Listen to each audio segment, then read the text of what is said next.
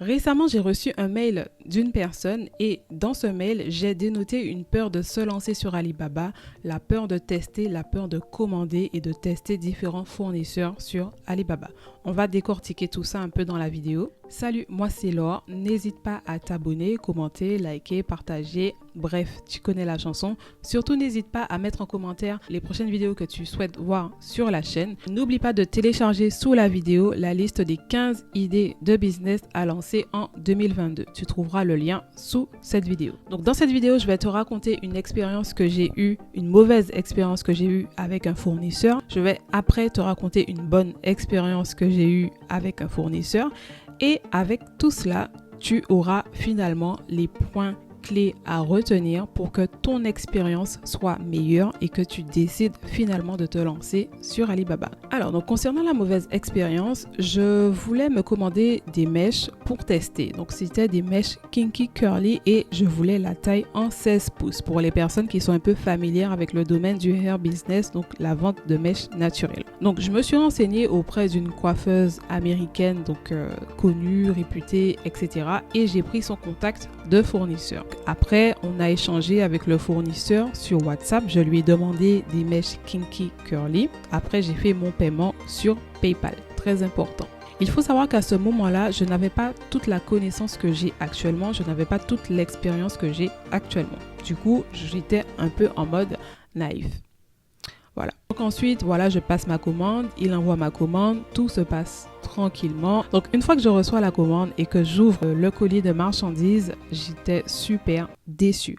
Parce qu'en fin de compte, la commande que j'avais passée auprès de ce fournisseur, eh bien, il s'était tout simplement emmêlé les pinceaux. Donc au lieu de recevoir une commande de mèches Kinky Curly, j'avais reçu uniquement que 2 paquets de mèches Kinky Curly avec un tas de closure. À ce moment-là, heureusement, j'ai fait des photos du colis, mais vraiment de tous les sens, de tous les côtés. J'ai fait des photos de la marchandise et j'ai envoyé tout cela pour le fournisseur en lui disant mais qu'est-ce qui s'est passé en fait? Le fournisseur était vraiment de mauvaise foi puisqu'il a tout simplement dit que je mentais, que la marchandise que j'ai reçue, ce n'était pas sa marchandise, etc., que c'est moi qui mens et que c'est moi qui étais de mauvaise foi. Moi, j'attendais simplement qu'il me dise désolé, voilà telle solution que je peux vous proposer pour vous dédommager. Enfin bref, donc là tu vois c'était une mauvaise expérience. Ensuite concernant la bonne expérience, donc là c'est vraiment une très bonne expérience. Encore une fois, à l'époque je ne m'y connaissais pas du tout, donc sur Alibaba je suis tombée sur ce fournisseur un petit peu par hasard et en prenant contact d'abord sur Alibaba, la relation a vite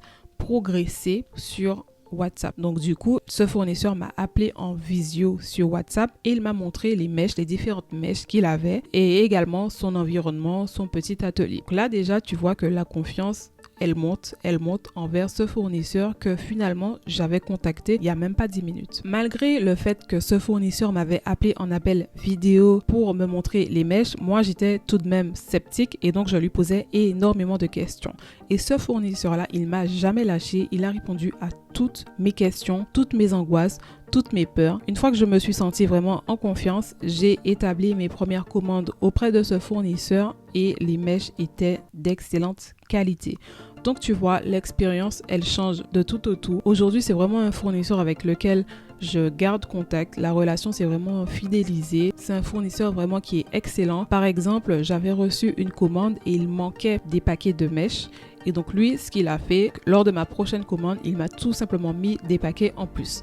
Enfin bref, donc tu vois que l'expérience n'est pas la même, c'est pas du tout similaire. Ce qu'on peut en retenir de tout cela pour que finalement tu aies les bons outils, les bons points pour toi te lancer sont les suivants. Donc déjà pour faire la recherche de fournisseurs sur Alibaba, je te conseille de filtrer les résultats sur Alibaba. Donc j'ai fait une précédente vidéo dans laquelle je te donne des astuces pour filtrer les fournisseurs et donc accélérer ta recherche. Autre chose, il faut quand tu contactes le fournisseur de façon écrite ou de façon visuelle, il faut déjà que tu te places en tant que professionnel. Mets-toi déjà dans la peau d'un professionnel. Moi, lors de l'appel visio, je n'étais pas très à l'aise avec l'anglais, mais je me mettais déjà en situation de professionnel. Ensuite, il ne faut surtout pas hésiter de poser des questions au fournisseur. Normalement, un fournisseur doit te répondre à toutes tes questions. S'il esquive un petit peu, il répond pas forcément à tes questions, mets-le de côté. Également, n'hésite pas à demander des photos et des vidéos réelles des produits que tu souhaites. Ensuite, une fois que tu reçois ta marchandise, n'oublie surtout pas de faire des photos et des vidéos de ce que tu reçois. Et n'oublie surtout pas également de compter ton stock. Pour le paiement de marchandises auprès de tes fournisseurs, il est préférable que tu paies sur des plateformes sécurisées comme PayPal ou encore tout simplement sur Alibaba. Autre point, n'hésite pas à commander en petite quantité et à tester justement un fournisseur, 2 fournisseurs, 3 fournisseurs, même 4 fournisseurs. L'idée est de tester la marchandise. Ensuite, je voulais aborder le point argent. Vraiment, quand tu fais la recherche de fournisseurs et que tu veux acheter des produits, etc., ne pars pas du principe que tu vas dépenser de l'argent, que tu vas gaspiller de l'argent, mais plutôt retourne un peu ton système de pensée et dis-toi plutôt que tu vas investir dans ton projet. N'oublie pas que la peur de te lancer vient tout simplement du fait que tu manques de connaissances. Donc, plus tu apprends, plus tu te formes, plus tu t'informes et plus tu as de l'expérience sur un certain sujet et plus tu maîtriseras ce sujet. Donc, du coup, moi, je t'invite vraiment à te lancer sur Alibaba, à faire tes premiers tests, à commander chez au moins 3 fournisseurs et tu verras que cette peur de se lancer se dissipera tout simplement et ça te donnera même du boost pour aller plus loin. Voilà, c'est tout pour moi pour cette vidéo. Je te dis à bientôt. Bye.